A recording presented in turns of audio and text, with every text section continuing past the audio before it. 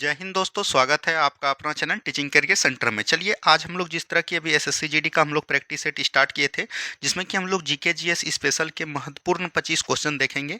ये आपका practice set 20 practice set आपका चलने वाला है, जिसमें कल एक प्रैक्टिस सेट आपका हो गया था। आज आपका ये दूसरा प्रैक्टिस सेट है और ये डेली दोस्तों आपका 7 PM में ही चलेगा। कल हमने आपको 8 PM बताया था, तो उसके लिए माफ़ी चाहते हैं।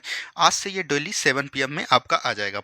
तो चलिए बिना देरी का हम लोग शुरुआत करते हैं। जितने भी एसएससी जीडी की तैयारी कर रहे हैं लोग, वो सभी जीके के लिए आप इस चैनल को सब्सक्राइब जरूर कर लीजिएगा। चलिए पहला क्वेश्चन देखिए यहाँ पर क्या बोला गया है। पहले क्वेश्चन की शुरुआत करेंगे हम लोग बहुत ही अच्छे तरीके से। बोला गया है एक जुते हुए खेत की खोज की गई थी।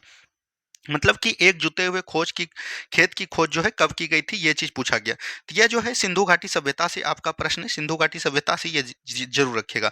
देखिए यहाँ पर बात आता है सबसे पहले हड़प्पा। तो सिंधु घाटी सभ्यता में दो शहर थे, एक हड़प्पा थे और एक मोहनजोदड़ो थे। तो हड़प्पा का खोज किसने किया था, ये आपसे एग्जाम में पूछा जाएगा, तो याद रखेगा दयाराम साहनी ने किया था। किसने किया था, दयाराम साहनी ने किया था। तो ये भी चीज ध्यान दीजिएगा। और इसका खोज कब किया था, 1921 ईस्वी में किया था। अच्छा, ये किस नदी के तट पर है, तो याद रखेगा रावी नदी के तट पर है। इतना चीज आपको हड़प्पा से याद रखनी है। वहीं बात करिएगा मोहनजोदड़ो, तो मोहनजोदड़ो का खोज किसने किया था, तो याद रखिएगा राखलदास बनर्जी के द्वारा किया गया था। राखलदास बनर्जी के द्वारा इनका खोज किया गया था और ये लगभग 1922 ईस्वी में किया गया था। और इस नदी पूछेगा ये कहां पर है, तो याद रखिएगा सिंधु नदी के तट पर है। ठीक है, तो इतना चीज आपको ध्यान देनी है। अब यहाँ पर बात करते हैं, प्रश्न का आंसर हो जाएगा ये कालीबंगा। कालीबंगा का मतलब होता है काले रंग की मिट्टी की चूड़ियां। क्या बोलिएगा, काले रंग की मिट्टी की चूड़ियां होता है।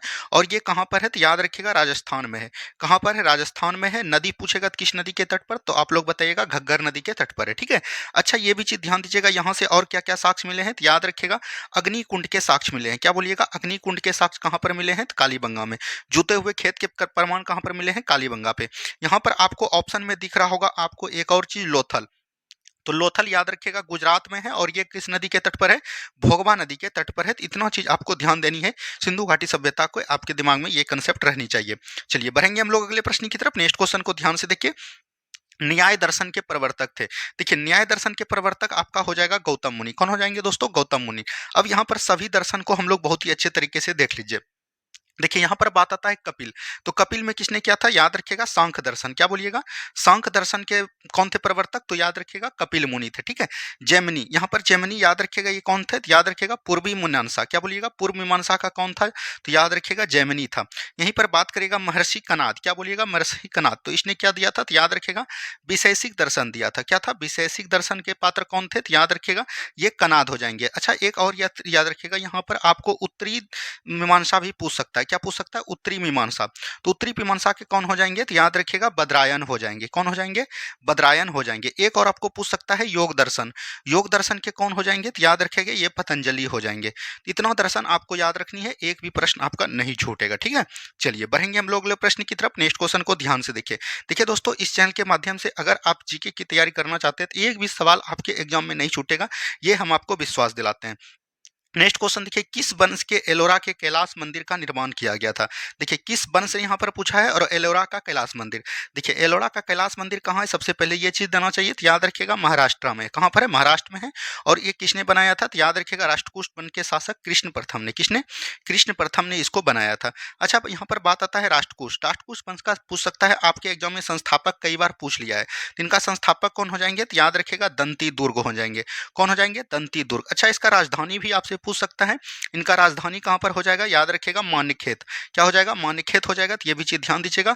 और इसका एग्जाम में देखिए आपका भाषा भी पूछ रहा है, राष्ट्रकूट वंश का भाषा कौन था, तो याद रखिएगा कन्नड़ भाषा वहां पर प्रचलित थी। तो इतना चीज एकदम आपको ध्यान देते हुए चलनी है। ठीक है। चलिए बढ़ेंगे हम लोग अगले प्रश्न की तरफ। नेक्स्ट क्वेश्चन देखिए क्या बोला गया। भारत के पुनर्जागरण आंदोलन का अग्रणी दूत किसे कहा जाता था। पुनर्जागरण का आंदोलन अग्रणी दूत पूछे या तो पिता पूछे, तो ये सभी का आंसर हो जाएगा आपका राजा राम मोहन राय। राजा राम मोहन राय की बात करेगा तो इनका जन्म कहां पर हुआ था, तो याद रखिएगा बंगाल में हुआ था। ठीक है, इतना चीज ध्यान देनी है। अच्छा, ये चीज ध्यान दीजिएगा, इन्होंने क्या किया था, 1815 ईस्वी में जो है याद रखिएगा आत्मीय सभा का गठन किया था। ये क्वेश्चन आपके एग्जाम में बहुत पूछा जाता है। आत्मीय सभा का गठन किसने किया था, तो राजा राम मोहन राय ने। और कब किया था, 1815 ईस्वी में। 1828 ईस्वी में इसने याद रखिएगा ब्रह्म समाज की भी स्थापना की गई थी। 1829 ईस्वी में याद रखिएगा इन्होंने क्या किया था, तो याद रखिएगा सती प्रथा का अंत किया था। सती प्रथा का अंत किया था लॉर्ड बेटिंग की सहायता से। 18 1833 ईस्वी में इनका मृत्यु हो जाता है, तो ये चीज़ ध्यान दीजिएगा। और इनका मृत्यु कहाँ पर होता है दोस्तों, तो याद रखिएगा इंग्लैंड के ब्रिस्टल नामक शहर में। अच्छा, इनका मृत्यु 1833 में जो हुआ था, उस समय इसको नाम था राम मोहन राय, लेकिन इनको राजा की उपाधि किसने दी थी, तो राजा की उपाधि दी थी, याद रखिएगा, ये भी आपका एग्जाम में पूछ सकता है। तो अकबर सेकेंड हो जाएगा, क्या हो जाएगा, अकबर द्वितीय आपको ध्यान देनी है, ठीक है। तो ऑप्शन नंबर डी बिल्कुल राइट आंसर आपका यहाँ से हो जाएगा। अब दोस्तों आपको राजा राम मोहन राय से एक भी प्रश्न नहीं छूटेगा। यहाँ पर ईश्वर चंद्र विद्यासागर है, तो याद रखेगा इन्होंने जो है विधवा पुनर्विवाह को समाप्त किया था, विधवा पुनर्विवाह को इन्होंने समाप्त किया था, तो ये भी चीज ध्यान देनी है। चलिए बढ़ेंगे हम लोग अगले प्रश्न की तरफ। नेक्स्ट क्वेश्चन को ध्यान से देखिएगा। सिराजुद्दौला लॉर्ड क्लाइव द्वारा परास्त हुआ था किस युद्ध में। देखिए सिराजुद्दौला जो है लॉर्ड क्लाइव द्वारा परास्त जो हुआ था, ये किस युद्ध में हुआ था, तो याद रखेगा पलासी युद्ध में। बात करेगा पलासी युद्ध कब हुआ था दोस्तों, तो याद रखेगा 23 जून 1757 ईस्वी को पलासी का युद्ध हुआ था। अच्छा, ये पलासी कहाँ पर पड़ता है, तो याद रखिएगा ये बंगाल में पड़ता है। बंगाल में ये पूछा गया था आपके एग्जाम में कि किस नदी के तट पर, तो याद रखिएगा भागीरथी नदी के तट पर ये पड़ता है, ठीक है। तो ये चीज ध्यान दीजिएगा। सिराजुद्दौला और लॉर्ड क्लाइव के बीच जो 1757 में जो पलासी का युद्ध होता है, इसमें याद रखिएगा रॉबर्ट क्लाइव की जीत होती है। क्या बोलिएगा, रॉबर्ट क्लाइव की जीत होती है और सिराजुद्दौला की हार होती है। सिराजुद्दौला को धोखा मिलता है इस युद्ध में, और इसको धोखा कौन देता है, इसका सेनापति याद रखिएगा मीर जाफर। क्या नाम रखेंगे, मीर जाफर नाम रखेंगे। तो ये चीज ध्यान देनी है। यहाँ पर आपको ऑप्शन में दिख रहा है बक्सर का युद्ध। बक्सर का युद्ध कब हुआ था दोस्तों, तो याद रखिएगा 22 अक्टूबर 1764 ईस्वी को बक्सर का युद्ध हुआ था। ये चीज ध्यान दीजिएगा, भारत की संयुक्त सेना और अंग्रेज के बीच, ठीक है। भारत के संयुक्त सेना में अवध के नवाब सिराजुद्दौला थे और मीर कासिम थे, और याद रखिएगा मुगल सम्राट शाह आलम द्वितीय थे। यहाँ पर याद रखिएगा बॉन्डीबास का युद्ध कब हुआ था, तो याद रखिएगा 1760 ईस्वी में, जिसमें कि याद रखिएगा अंग्रेज और फ्रांस के बीच हुआ था, ठीक है। तो ये चीज ध्यान देनी है। चलिए बढ़ेंगे हम लोग अगले प्रश्न की तरफ। निम्नलिखित युग्मों में से कौन सा सुमेलित नहीं है, यानी कि कौन इसमें गलत है। शिव समुद्रम जलप्रपात ये कावेरी नदी पर है, तो बिल्कुल ठीक है। चुलिया जलप्रपात ये चंबल नदी पर नहीं, चुलिया जलप्रपात की बात करिएगा तो यह शरावती नदी पर है, तो ये आपका गलत हो जाएगा, तो यही आपका आंसर हो जाएगा। अब देखिए यहाँ पर दोस्तों, आपको यहाँ पर चुलिया नदी चंबल नदी पर, ये बिल्कुल ठीक है दोस्तों। चुलिया जो है ये चंबल नदी पर है, तो ये आपका बिल्कुल ठीक हो जाएगा। जोग या गोरसप्पा जो इसको बोलते हैं, ये सारवती नदी पर हो जाएगा, तो यहाँ पर से right answer option number C हो जाएगा। तो माफी चाहते हैं। अब देखिए यहाँ पर आपको जितने भी नदी है उसका यहाँ पर देखिए कावेरी नदी कहाँ से निकलता है, ये चीज पूछा जाएगा, तो याद रखिएगा कर्नाटक के ब्रह्मगिरी पहाड़ी से निकलता है।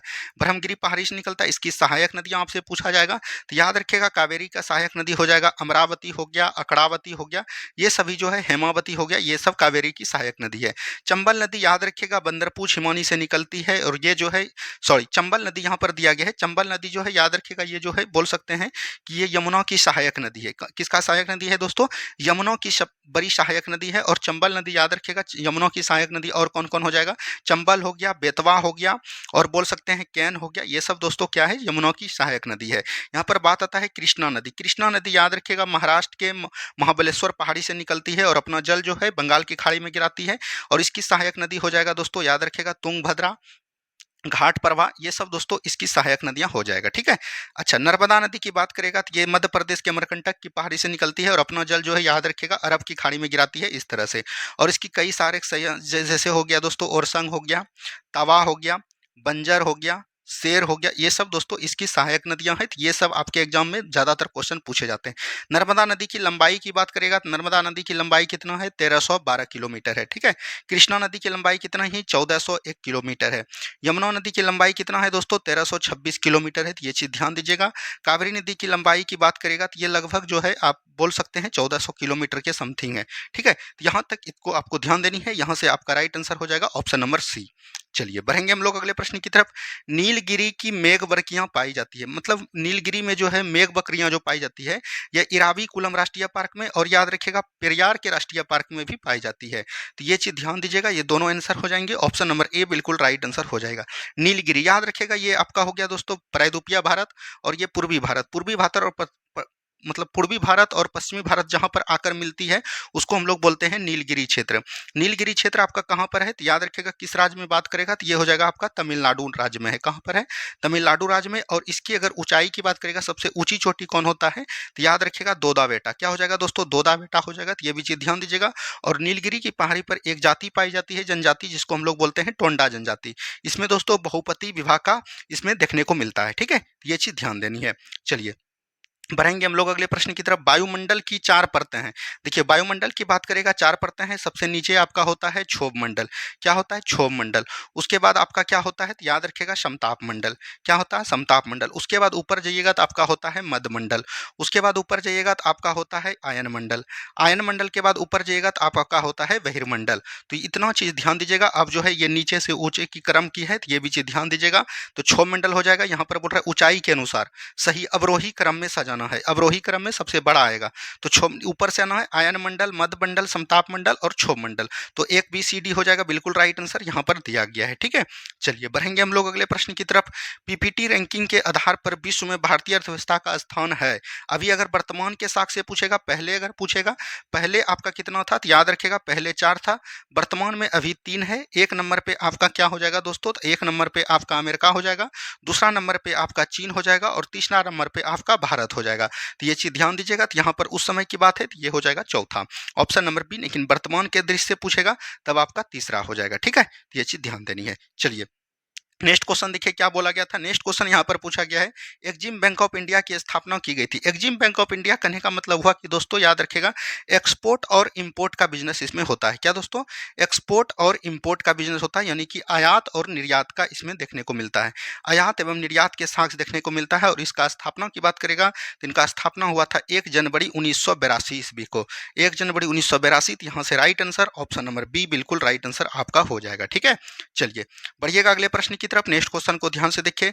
सूर्य से पृथ्वी तक प्रकाश को आने में लगभग कितने समय लग जाता है? देखिए सूर्य को पृथ्वी की दूरी की बात करिएगा तो 14.9 करोड़ किलोमीटर है। तो ये चीज़ ध्यान दीजिएगा। इसीलिए इसको बोल सकते हैं कि 15 करोड़ किलोमीटर। और यहाँ पर अगर सूर्य की प्रकाश आती है तो ये लगभग 8 मिनट होता है। तो ऑप्शन नंबर सी बिल्कुल यहाँ पर से राइट आंसर आपका हो जाएगा। चलिए बढ़ेंगे हम लोग अगले प्रश्न की तरफ। भारतीय संविधान में राज्य के नीति निर्देशक तत्व को निम्न में से किस देश के संविधान से लिया गया है? तो डीपीएसपी की बात कर रही है, राज्य के नीति निर्देशक सिद्धांत। राज्य के नीति निर्देशक सिद्धांत की बात करेगा तो ये संविधान के भाग 4 में है। और अनुच्छेद की बात करेगा तो अनुच्छेद 36 से लेकर 51 तक इसमें वर्णन किया गया है। और ये कहाँ से लिया गया है? तो आयरलैंड के संविधान से लिया गया है। तो ऑप्शन नंबर सी बिल्कुल राइट आंसर आपका हो जाएगा। अब यहाँ पर बात करते हैं अनुच्छेद 36 में क्या है। तो याद रखिएगा इसमें जो दिया गया है ये बोला गया है कि राज्य के नीति निर्देशक सिद्धांत की परिभाषा। 37 में क्या बोला गया है याद रखिएगा, मतलब कि राज्य के नीति निर्देशक सिद्धांत जो है न्यायालय में परिवर्तनीय नहीं होगा। 38 में बोला गया है लोक कल्याणकारी हितों के बारे में। 39 में बोला गया है समान कार्य के लिए समान वेतन। 40 में बोला गया है पंचायती राज का गठन दोस्तों। 41 में बोला गया है कुछ विशेष में सरकारी सेवा। ये चीज ध्यान दीजिएगा, जैसे आपका वृद्धा पेंशन हो गया और विधवा पेंशन हो गया, ये सब जो मिलता है 41 में। अनुच्छेद 42 में बोला गया है प्रस्तुति सहायता। अनुच्छेद 43 में बोला गया है निर्वाह योग्य मजदूरी। अनुच्छेद 43 के क में बोला गया है याद रखिएगा कुटीर उद्योगों को बढ़ावा देना। 43 के ख में क्या बोला गया है दोस्तों याद रखिएगा, इसमें बोला गया है सहकारी समिति। 44 में क्या बोला गया है समान सिविल संहिता। 45 में क्या बोला गया है दोस्तों याद रखिएगा 6 से कम वर्ष को शिक्षा देना अनिवार्य है। 47 में बोला गया है मादक पदार्थों पर मतलब नियंत्रण एवं जो है पोषण स्तर को बढ़ावा देना। 48 में बोला गया है कृषि एवं पशुपालन। 48 के क में बोला गया है याद रखिएगा पर्यावरण एवं वन्य जीवों का संरक्षण। 49 में बोला गया है राष्ट्रीय स्मारकों का संरक्षण। 50 में बोला गया है न्यायपालिका एवं कार्यपालिका का पृथकीकरण। और अनुच्छेद 51 में बोला गया है अंतर्राष्ट्रीय शांति मतलब विदेशी शांति और अंतर्राष्ट्रीय समझौता। तो ये सब बात बोला गया है। तो ये कहाँ से लिए गए थे? आयरलैंड से। इतना अनुच्छेद को एकदम आपको ध्यान देनी है। बस आप लोग अंतिम समय तक बने रहिए, आपको टोटल आर्टिकल ये सब में कहीं कोई दिक्कत नहीं होगा। ठीक है, चलिए नेक्स्ट क्वेश्चन। खतरे के संकेतों में लाल प्रकाश का प्रयोग किया जाता है।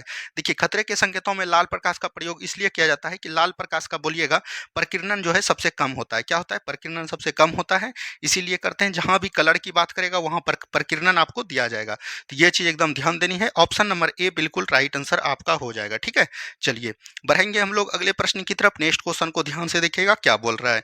दृश्य प्रकार का दैर्घ्यमान प्रसार होता है। दृश्य प्रकार की जब भी बात करेगा तो इसका जो है दैर्घ्यमान प्रसार कितना होता है, तो ये चीज आपसे पूछा जाएगा। तो याद रखिएगा इसका जो होता है 4 गुना 10 पर पावर माइनस 7 से लेकर होता है, याद रखिएगा 7.8 गुना 10 पर पावर माइनस 7 के बीच होता है। तो आप लोग बोल सकते हैं ये जो हो जाएगा आपका 4000 मीटर से हो जाएगा।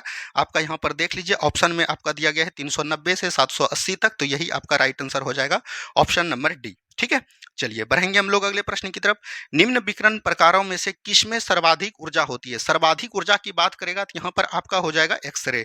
क्या हो जाएगा? एक्सरे हो जाएगा। तो ऑप्शन नंबर बी बिल्कुल राइट आंसर आपका हो जाएगा। ठीक है, चलिए बढ़ेंगे हम लोग अगले प्रश्न की तरफ। नेक्स्ट क्वेश्चन देखिए क्या बोला गया है।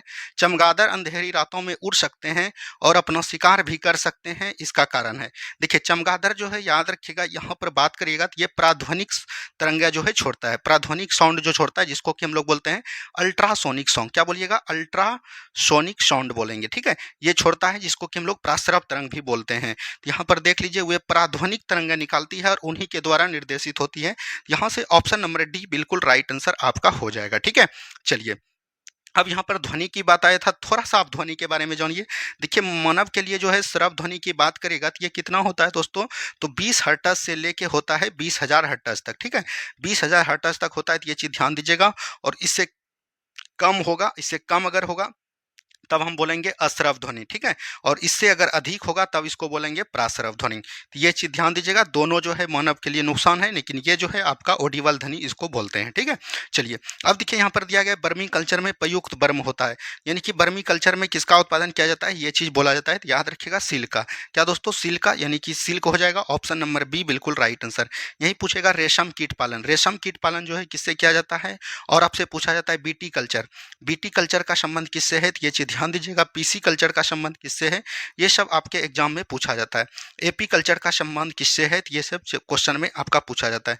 तो रेशम याद रखिएगा, रेशम कीट पालन जो है याद रखिएगा, ये हो जाएगा सेरीकल्चर। क्या हो जाएगा? सेरीकल्चर। बीटी कल्चर अंगूर की खेती को बोलते हैं, किसको बोलते हैं? अंगूर की खेती को क्या बोलते हैं? बीटी कल्चर बोलते हैं। पीसी कल्चर याद रखिएगा मत्स्य पालन। क्या बोलिएगा? मत्स्य पालन को हम लोग क्या बोलते हैं? पीसी कल्चर बोलते हैं। एपी कल्चर याद रखिएगा मधुमक्खी पालन। क्या बोलिएगा? मधुमक्खी पालन को हम लोग क्या बोलते हैं? एपी कल्चर बोलते हैं, ठीक है। ये सब बातों को भी ध्यान देनी है। चलिए बढ़ेंगे हम लोग अगले प्रश्न की तरफ। भारत का नियंत्रक एवं महालेखा परीक्षक निम्नलिखित का एक मित्र है एवं मार्गदर्शक होता है। ये किसका होता है? तो याद रखिएगा लोक लेखा समिति का होता है, ठीक है। बात करिएगा भारत का नियंत्रक एवं महालेखा परीक्षक की चर्चा संविधान के 148 नंबर आर्टिकल में की गई है और इसके कर्तव्य की चर्चा 149 नंबर आर्टिकल में की गई है। यहाँ पर बात आता है लोक लेखा समिति जो है इसके मित्र और मार्गदर्शक के रूप में काम करते हैं।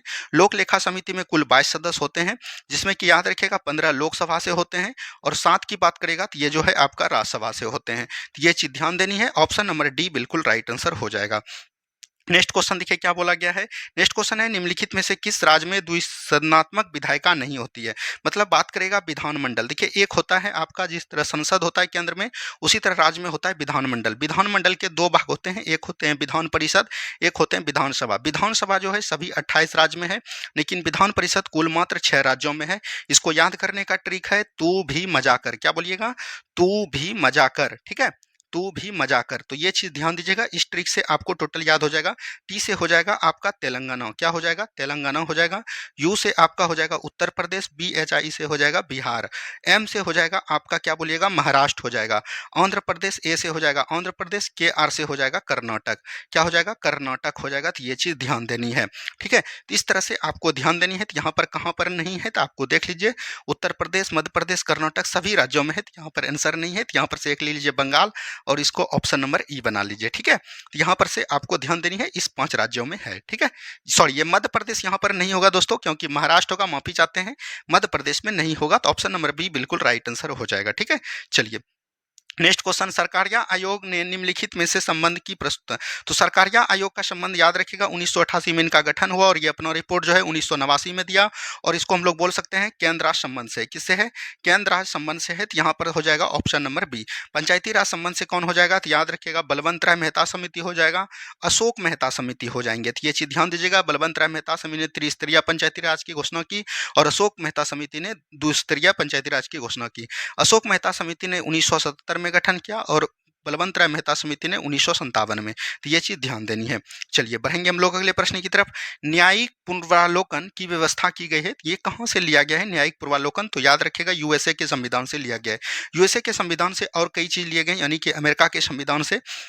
तो यहाँ पर याद रखिएगा व्यवस्था है, यहाँ पर पूछ रहा है कहाँ से लिया नहीं गया है दोस्तों, यहाँ पर बोल रहा है कि व्यवस्था है। तो ये याद रखिएगा भारत और अमेरिका दोनों में है। और अमेरिका से क्या क्या लिया गया है तो याद रखिएगा जैसे आपका हो गया मौलिक अधिकार। मौलिक अधिकार की बात करेगा तो ये कहाँ से लिया गया है? अमेरिका से लिया गया है। राष्ट्रपति का पद, उपराष्ट्रपति का पद, ये कहाँ से लिया गया है? तो याद रखिएगा ये भी आपका अमेरिका से ही लिया गया है। तो ये चीज ध्यान देनी है, ठीक है। चलिए नेक्स्ट क्वेश्चन की तरफ बढ़ेंगे। नंद वंश का संस्थापक कौन था? देखिए नंद वंश याद रखिएगा मगध वंश में कई शासन हुए, जैसे आपका सबसे पहले हो जाएगा आपका हर्यक वंश। क्या हो जाएगा दोस्तों? हर्यक वंश। उसके बाद आपका हो जाएगा शिशुनाग वंश। क्या बोलिएगा? शिशुनाग वंश हो जाएगा। उसके बाद आपका क्या हो जाएगा? नंद वंश हो जाएगा। उसके बाद आपका हो जाएगा मौर्य वंश। क्या हो जाएगा? मौर्य वंश। ठीक है। उसके बाद हो जाएगा आपका शुंग वंश। क्या हो जाएगा? शुंग वंश हो जाएगा। ठीक है। उसके बाद आपका हो जाएगा कन वंश। क्या हो जाएगा? उसके बाद कन वंश। उसके बाद आपका हो जाएगा सातवाहन वंश। तो ये चीज ध्यान दीजिएगा, ये आपका क्रम पूछा जाएगा तो इस ट्रिक को याद रखिएगा। हसीन मशूक शाह, क्या याद रखिएगा? हसीन मशूक शाह को याद रखनी है, तो इससे आपका सभी याद हो जाएगा। जैसे हो से हो जाएगा हरियक वंश, शिशुनाग वंश, नंद वंश, मौर्य वंश, शुंग वंश, कन वंश और सातवाहन वंश। ये चीज ध्यान दीजिएगा। तो नंद वंश का संस्थापक की बात करेगा तो महापदानंद हो जाएगा। इसका एक और शासक होता है जिसको हम लोग बोलते हैं धनानंद, जिसको कि याद रखिएगा सिकंदर द्वारा पराजित, सॉरी मौर्य वंश चंद्रगुप्त मौर्य द्वारा जो है इनको पराजित किया जाता है। तो ये चीज ध्यान देनी है। चलिए बढ़ेंगे हम लोग अगले प्रश्न की तरफ। नेक्स्ट क्वेश्चन देखिए, राउरकेला इस्पात संयंत्र को लौह अयस्क की आपूर्ति होती है।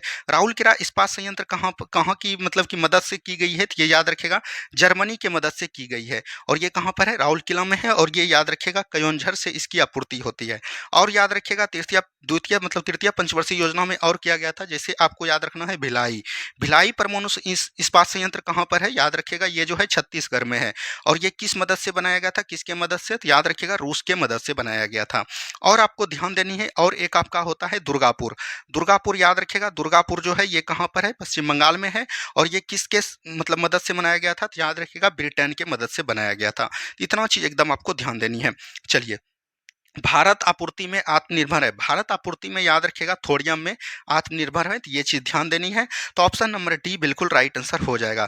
दोस्तों आज हमने आपको 25 क्वेश्चन कराए। आप कितना क्वेश्चन सही कर पाए आपको कमेंट करनी है। और डेली इसी तरह प्रैक्टिस सेट में जुड़ते रहिए। आपका जो है जीके जीएस में अव्वल नंबर होने की गारंटी हम देते हैं। जय हिंद, जय भारत।